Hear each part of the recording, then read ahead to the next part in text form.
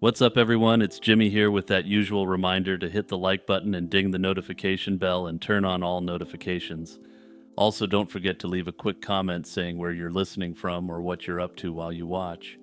With all that said, it's time to get down to business.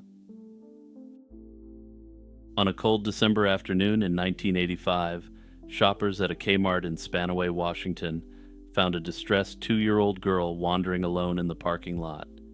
She was shivering in only a t-shirt and diaper, and her parents were nowhere in sight. When police gently asked the toddler where her mother was, the only clue she gave was a haunting reply that her mommy was, quote, in the trees. The crimes of 1985, later dubbed the Tube Sock Killings, remain a chilling mystery to this day. The mystery began months earlier, in the summer of 1985, with a weekend camping trip that ended in tragedy. On August 10th, 1985, 42-year-old Ruth Cooper and her boyfriend, 27-year-old Stephen Harkins, left Tacoma for a quiet camping getaway. They went to Tule Lake in the foothills near Mineral, Washington, expecting a routine weekend trip. When they failed to return to work the following Monday, their families grew concerned and reported them missing. 4 days later, on August 14th, hikers in a remote wooded area came upon a disturbing scene. Stephen Harkins was found shot to death, still zipped in his sleeping bag, as if ambushed while he slept. Nearby, the couple's dog was also found shot. There was no sign of Ruth, leading searchers to conclude she had also fallen victim to whoever committed these sick acts. 2 months passed with no answers. Then, on October 26, 1985, a human skull was discovered about 1.5 miles from the campsite. Dental records confirmed it belonged to Ruth Cooper, and 2 days later her skeletal remains were found about 50 feet from that spot. In a grim detail that became central to the case's infamy, a white tube sock was tied around Ruth's neck. The autopsy determined she had most likely been cut down by a gunshot wound to the abdomen. This baffling clue, the tube sock, offered no immediate explanation, but it set the Cooper-Harkins case apart instantly. 2 months later, on December 12, 1985, another couple ventured into the woods near Tacoma. That morning, 36-year-old Mike Reamer, his 21-year-old girlfriend Diana Robertson, and their 2-year-old daughter Crystal drove out to chop down a Christmas tree. Later that day, little Crystal was found wandering alone outside a Kmart in Spanaway. She was placed in temporary care until her grandmother recognized her after seeing a news report a few days later. Once reunited with family, Crystal repeated her ominous line about her mother being in the trees, but being only 2 years old, she couldn't say anything more. Authorities launched a massive search of the woods where Mike and Diana had gone, but no trace of the couple or their red pickup truck was found. For over 2 months, Crystal's parents' fate remained an unsolved mystery. Then, on February 18, 1986, a motorist on a remote logging road near Mineral spotted Mike's abandoned pickup truck partly buried in snow. Nearby, lying in the woods, was the body of Diana Robertson. The autopsy showed that she had been stabbed, and around her neck there was yet another tube sock, just like with Ruth Cooper. Inside the truck, police found blood on the seat and a manila envelope on the dashboard, with a handwritten message reading, "I love you, Diana." But Mike Reamer had vanished, and even after the snow melted, no sign of him could be found. With the discovery of Diana's body, detectives realized the earlier campsite killings were likely connected. In both cases, a female victim was found with a white tube sock tied around her neck in the same unusual way. Investigators believed the predator brought these socks to the scenes, since they didn't belong to the victims. The crimes took place in remote forest locations and targeted outdoorsy couples, suggesting a single perpetrator with a frightening modus operandi. However, linking the cases by this clue did not reveal the serial killer's identity. The isolated wilderness crime scenes yielded few other clues, and in 1985, forensic tools like DNA profiling weren't yet available to assist. Police initially pursued two theories. Either an unknown serial killer was stalking young couples in the Washington woods, or Mike Reamer himself was behind the attacks. Under the latter theory, they believed that the first set of slayings may have been a smokescreen or a dry run for the attack on his girlfriend. With Mike missing, he naturally became the prime suspect, and disturbingly, he had a history of violence towards Diana. The cryptic note in the truck also raised suspicion as a possible farewell message if Mike had killed her and fled, though it could have been left by someone else to mislead investigators. They also found it suspicious that the sick puppy who committed these terrible acts spared Crystal. Police felt they had enough evidence against Mike, but since he was missing, they could not determine if he was even alive to face charges. Police and volunteers combed the woods and rivers for any sign of Mike for weeks, but no trace of him turned up. With no body and no new leads, the investigation eventually stalled. In the end, no other suspect emerged, and the predator remained at large. Mike's family vigorously denied that he could have been involved, stating that he wasn't a violent guy, despite all the evidence to the contrary. Years passed, and the Tube Sock killings case stayed unsolved. In 1989, it was featured on Unsolved Mysteries, bringing national attention, but no breakthroughs followed. A major development finally came in 2011, when a hiker stumbled upon a partial human skull about a mile from where Diana's body had been found. Dental records identified it as Mike Reamer's. This grim discovery confirmed Mike had died in the woods as well, but it didn't reveal whether he was a victim or the culprit. His partial skull showed no bullet wound, and authorities couldn't determine how he died or when. Unfortunately, this did little to prove whether he was the perpetrator or yet another victim of an unknown serial offender. Cold case detectives later revisited the case with modern forensics, attempting to see if Mike was responsible. Unfortunately, these results were never released to the public, and the case remains officially open. To me, these two factors suggest that Mike likely wasn't responsible, though the genetic evidence could have been too degraded to take a meaningful sample at the time. Unfortunately, as of now, it appears that the sick predator responsible for these four acts may still walk amongst us. In the spring of 1997, police in Mons, Belgium made a nightmarish discovery: a cluster of garbage bags filled with severed human limbs dumped along a quiet road. This gruesome find was only the beginning. Over the next few weeks, more bags of body parts appeared around the city, deliberately placed where they would be easily found. It quickly became clear that a serial predator was at work, one whom the press would soon nickname the Butcher of Mons. Between early 1996 and the summer of 1997, 5 women vanished in and around Mons without anyone connecting their cases. Their disappearances only made sense after the killer began revealing his disturbing handiwork in March 1997. On March 22nd of that year, 9 trash bags stuffed with dismembered human remains were discovered beneath a secluded street.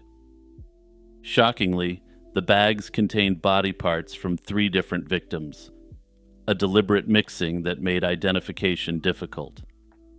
The very next day, a 10th bag turned up on the same street, in an area that had already been searched, almost as if the killer was watching and taunting the investigators.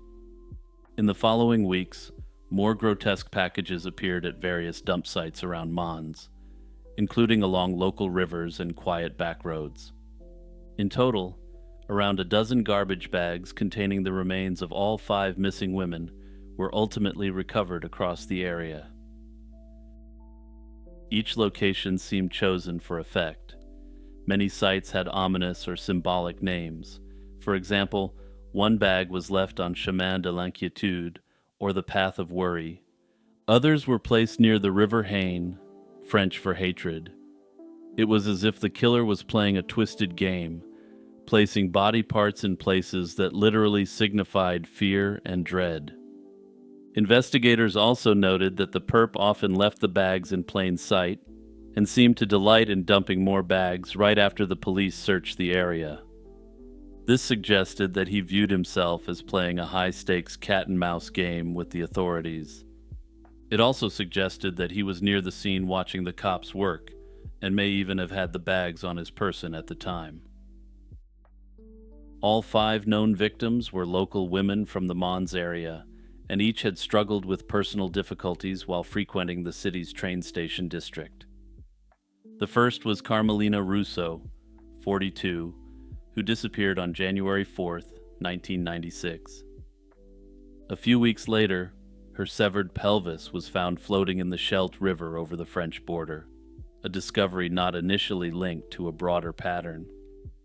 In July 1996, Martine Bone, a 43-year-old escort from France, went missing. That same month, her torso was pulled out of the Haine River near Mons. The grisly series truly came to light after Jacqueline Leclerc, 33, vanished just before Christmas 1996. She was a mother of 4 who had fallen on very hard times. On March 22, 1997, a police officer found trash bags containing Jacqueline's arms and legs. Soon after, more remains surfaced that were later identified as Natalie Godart, only 21, who had disappeared in early 1997. The final known victim was Begonia Valencia, 37, who went missing in mid-1997. Her skull was eventually discovered in a village on the outskirts of Mons. Belgian authorities launched a special task force in 1997 to hunt the butcher. Due to an odd bureaucratic decision, and despite the arguably transnational nature of the attacks, the government refused to make the case a national priority. This meant that the special task force was chronically underfunded, and at times only had a handful of officers working part-time on the case. They were denied all assistance from federal authorities and investigators, and despite working around the clock, couldn't meaningfully process the thousands of tips they received.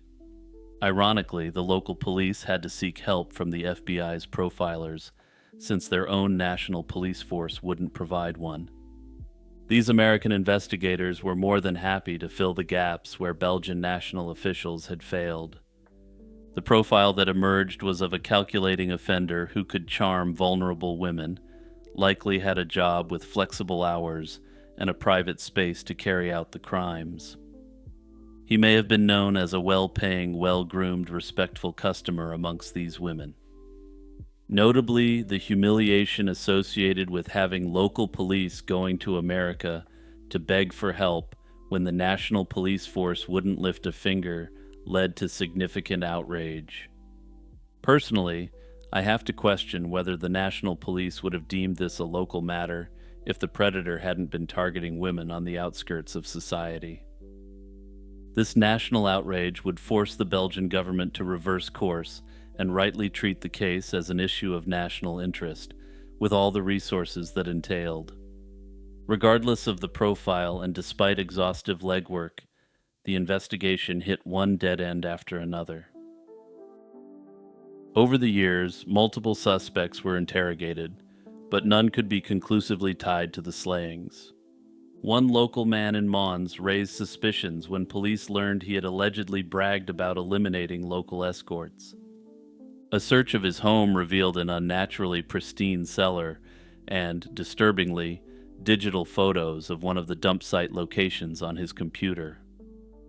Yet even this eerie evidence wasn't enough for an arrest, and no solid forensic evidence tied him to the crimes. Investigators remained divided on whether this was a mentally unwell person who wanted to insert himself into the investigation, or whether he was the one actually responsible.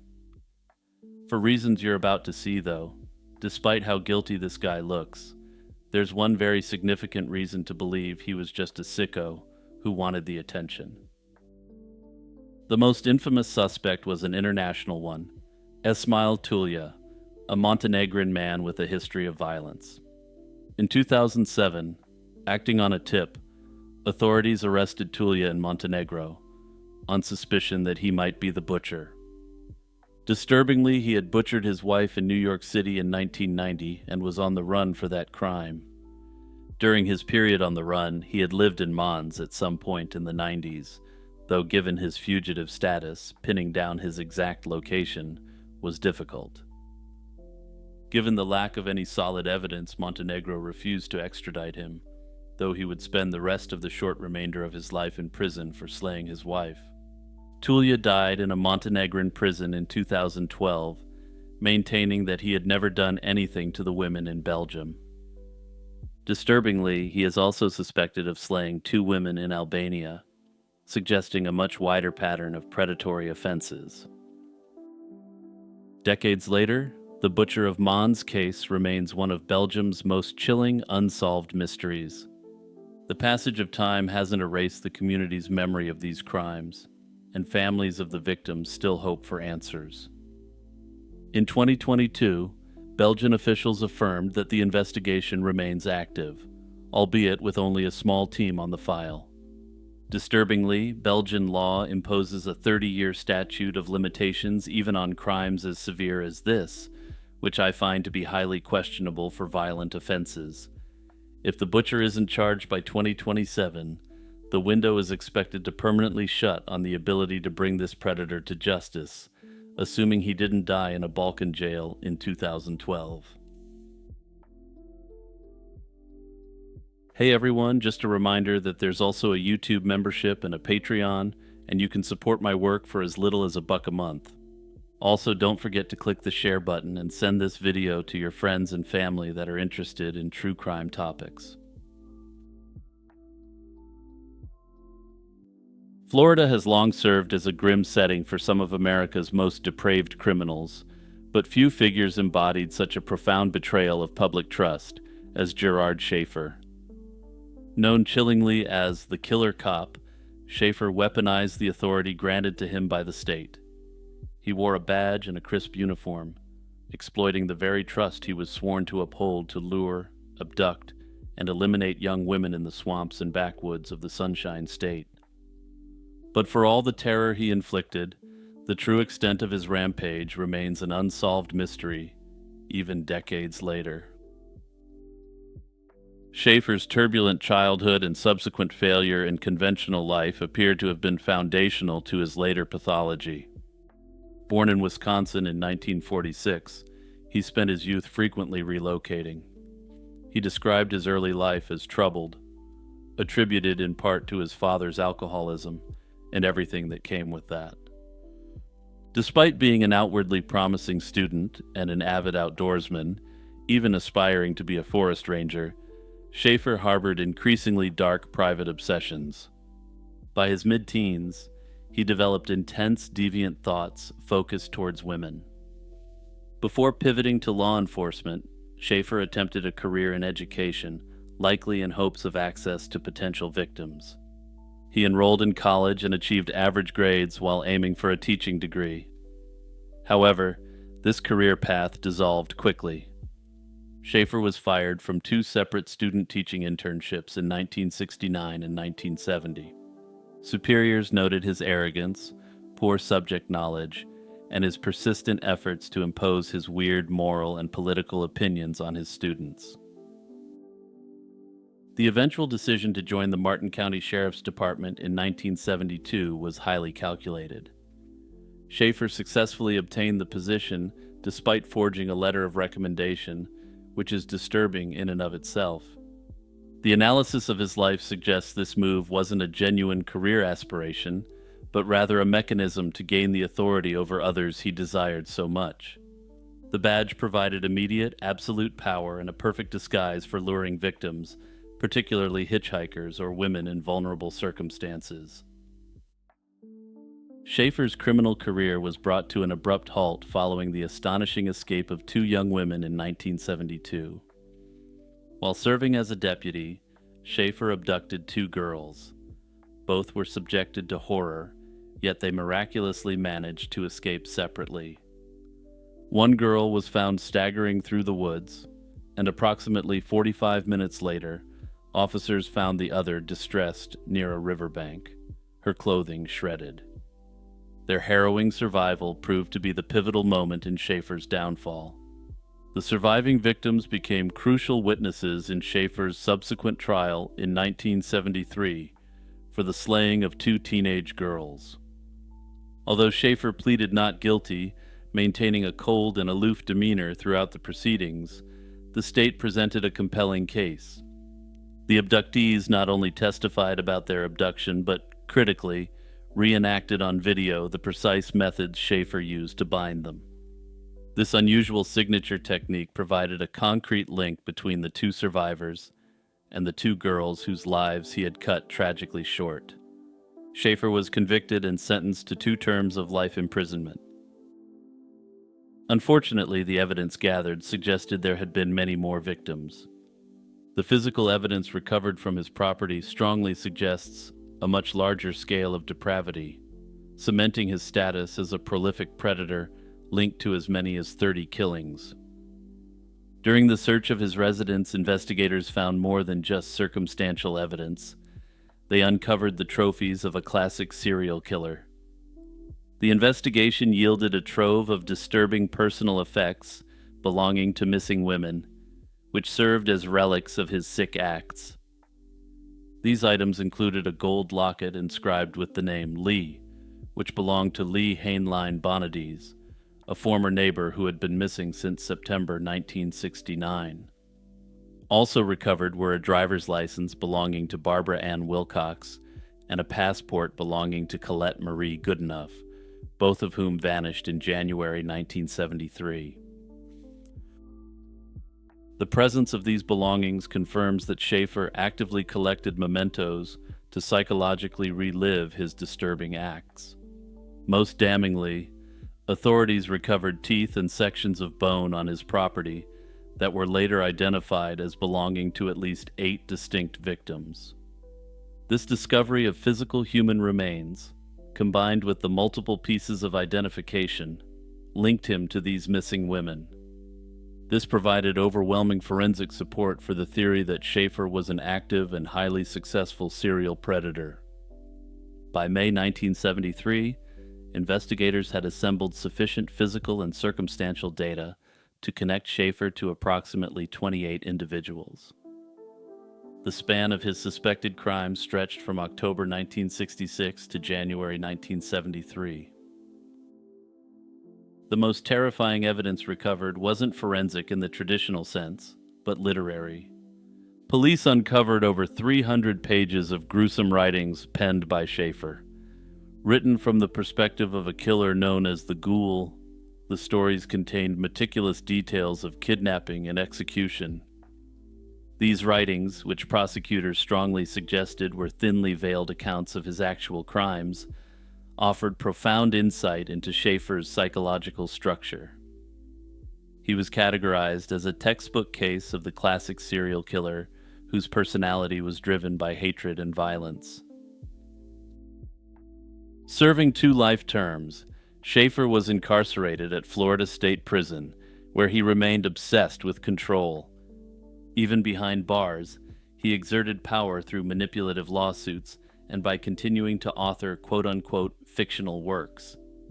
A particularly telling indicator of his grandiose narcissism was his perceived rivalry with fellow inmate, the notorious serial killer Ted Bundy. Schaefer reveled in his own brutality, reportedly taunting Bundy as an inferior predator who couldn't compete with him. At the same time, the authorities had been working hard behind the scenes to bring further charges against him for all his crimes. But it turned out that this wouldn't be necessary, and a brutal form of prison justice would ultimately be the end of this prolific predator. Also, there's a certain cope involved in Schaefer claiming to be the superior predator to Bundy, since Schaefer clearly wanted some of the recognition Bundy had and has. After all, Schaefer, despite the breadth of his sick acts, is virtually completely unknown. Schaefer's reign of terror definitively ended on December 3rd, 1995, inside Florida State Prison. Now, normally I don't go into gruesome details, but I'll make a little exception here for this sick puppy. Schaefer was found dead in his cell at age 49, having been stabbed over 40 times in the face, head, neck, and body, with his throat also slashed.